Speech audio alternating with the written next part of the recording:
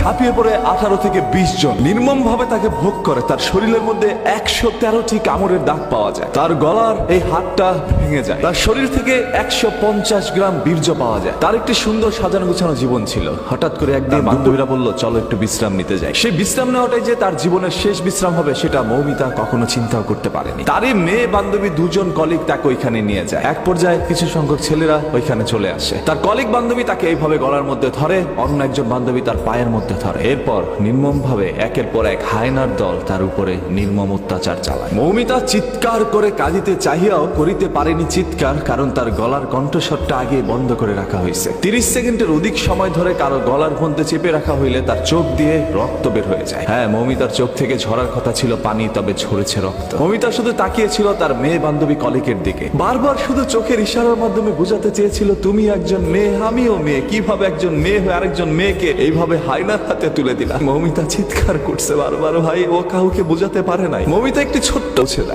যেখানে প্রকাশ পেয়েছিল তার সাথে ঘটে যাওয়া কিছু নির্মমতা। এরপর তাকে এই দুনিয়া থেকে সরিয়ে দেওয়া হয়। মৌমিতার সেই ভিডিওর বর্ণনা যদি আপনারা একবার দেখেন, তাহলে আপনাদের চোখ থেকে অশ্রু ঝরে যাবে। আজকে পুরো ভারতবাসী এটা নিয়ে প্রতিবাদ জানাচ্ছে আজকে বাংলাদেশের মানুষ। এবং এই ছবিটি ফেসবুকের মধ্যে ঢুকলেই দেখবেন আপনার সামনে চলে আসছে। হয়তো আপনারা অনেকে পোস্টটা পড়ছেন না, শুধু ছবিটা দেখে ইগনোর করে চলে যাচ্ছেন। হ্যাঁ, কারণ ঘটনা তো আপনার মা বোনের সাথে ঘটে নাই বা আপনার সাথে ঘটে নাই, অন্য কারোর সাথে ঘটলে তো আর আপনার কিছু যায় আসে না। যদি আসলে আপনি একজন মানুষ হতে, মনুষ্যত্ব বেঁচে থাকতো, তাহলে অবশ্যই এটা নিয়ে পোস্ট করতেন, শেয়ার করতেন এবং প্রতিবাদ জানাইতেন। গতকাল থেকে অসংখ্য মানুষ এটা পোস্ট করেছে এবং মানুষ আমাকে বলছিল, ভাই এটা নিয়ে একটা ভিডিও বানা। এই সকল বিষয় তো আর মানুষের বলে দিতে হয় না, এমনিতেই চোখ থেকে অশ্রু ছড়ে যায়। এই মৌমিতার জীবনে কি এমন ভুল ছিল ভাই? ও তো সুন্দর করে পর্দাশীল অবস্থায় ঘুরে বেড়াতো। ছবিটার মধ্যে আপনারা দেখতে পাচ্ছেন কি সুন্দর একটি মেয়ে। আজকে এরকম হাজারো মৌমিতা আমাদের দুনিয়া থেকে চলে যাচ্ছে, সেগুলো সোশ্যাল মিডিয়ার মধ্যে ভাইরাল হচ্ছে না। ওই সকল হায়নার দলগুলো এখন পর্যন্ত আমাদের সমাজের মধ্যে বিদ্যমান। এবং আপনার এই মেয়ে বান্ধবী কতটা নিকৃষ্ট হতে পারে, আপনার মেয়ে বান্ধবী একজন মেয়ে হয়ে আপনাকে এইভাবে হায়নাদের হাতে তুলে দিতে পারে, সেটা হয়তোবা কখনো আপনি আমি কেউ চিন্তা করতে পারি না। এটা কখনো আমাদের বোধগম্য নয় যে এরকম কোনো কিছু আমাদের সাথে ঘটতে পারে। তার উপরে কোনো না কোনো বাঙালি ঝাঁপিয়ে পড়েছিল, সেটা এই পারের হোক আর ওপারের হোক। আজকে আমি একজন বাঙালি হিসাবে লজ্জিত।